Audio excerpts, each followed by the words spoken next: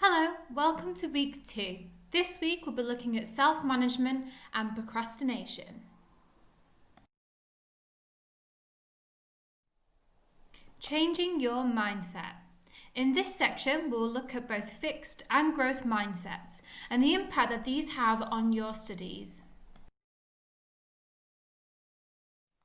The aim of this section is to understand the differences between these mindsets and learn how these can make a difference on your work.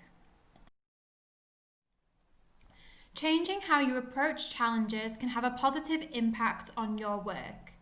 There are two different types of mindsets which depend on how you approach challenges: fixed mindsets and growth mindsets.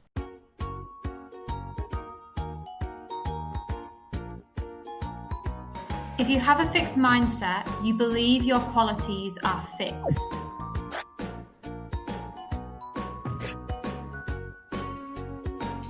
People with a fixed mindset give up easily, avoid challenges, feel their efforts are pointless, and feel threatened by others. Everyone feels this way at some point, but feeling like this consistently can have a negative effect on your work. Developing a growth mindset will help with this. People in a growth mindset believe they can do anything as a result of hard work and practice. Compared to people with a fixed mindset, people with a growth mindset embrace challenges, persevere in the face of setbacks, are inspired when others do well, and view criticism constructively. By developing a growth mindset, you will become self-accepting, challenge yourself and increase self-confidence, use criticism to aid improvement, and most importantly, reach your full potential. Change your mindset today.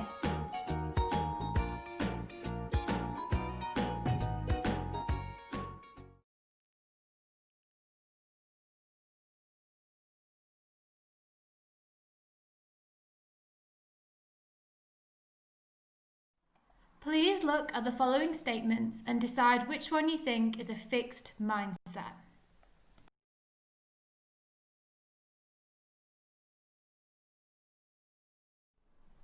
Look at the below statements and decide which one you think is a growth mindset.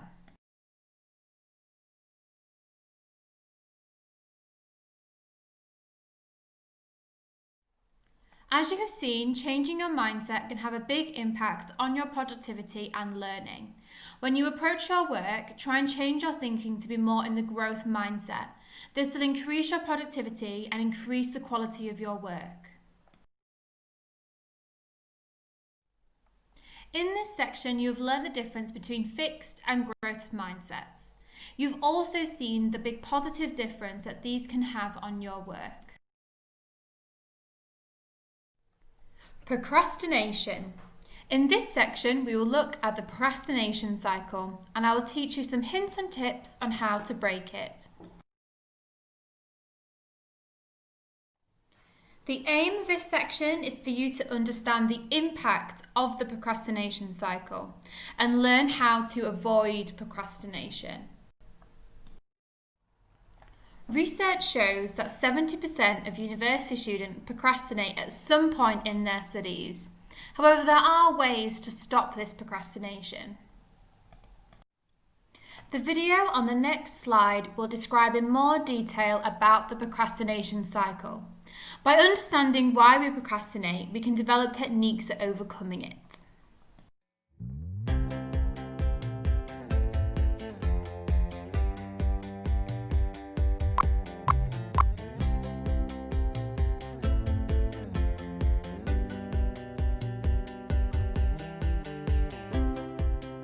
The task is the first hurdle in your procrastination.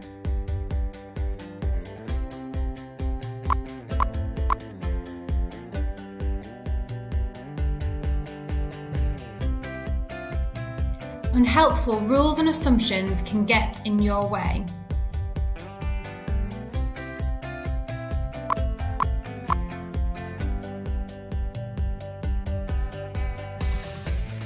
The unhelpful rules and assumptions that you make up can make you feel anxious and uncomfortable.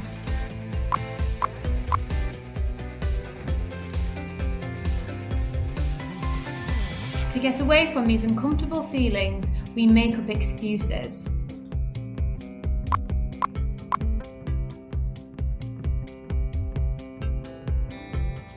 Using these excuses to justify ourselves, we do other, more fun activities.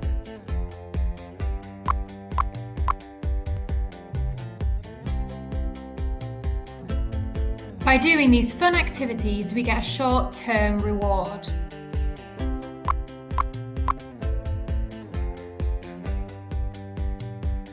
Because of your procrastination, you fall behind with the task, making it even more unpleasant. And that's the procrastination cycle. Carry on this topic to find out more about how to avoid procrastination. Thanks for listening.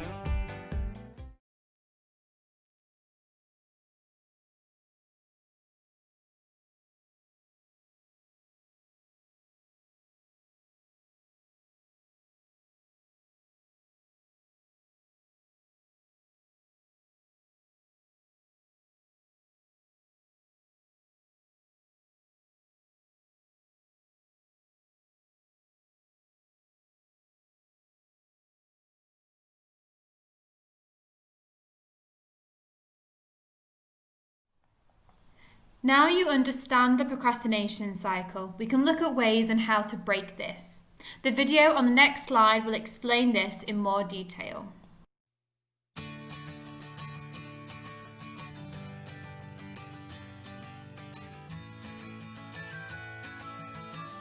Think about why you procrastinate and recognise your patterns of procrastination.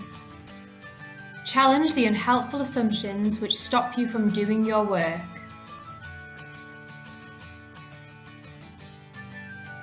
To help challenge these assumptions, ask yourself some questions. Where did my assumption come from? Is this unfair, unrealistic, or unhelpful? What are the negative consequences of these assumptions? And how can I be more positive? These questions will help you beat those assumptions. Change the way you relate to those negative thoughts. Create strategies to help fight procrastination. These could include: make a list of the different tasks you need to do. Split the task into more manageable chunks. Prioritize your tasks. Set yourself timings for each chunk and overestimate how long you think these will take. Once you know what your tasks are, which are more important and how long they take, you can plan out your time. Tick things off your list once they are completed. This will increase your motivation. Those are some tips on how to break the procrastination cycle. Carry on this topic to find out more.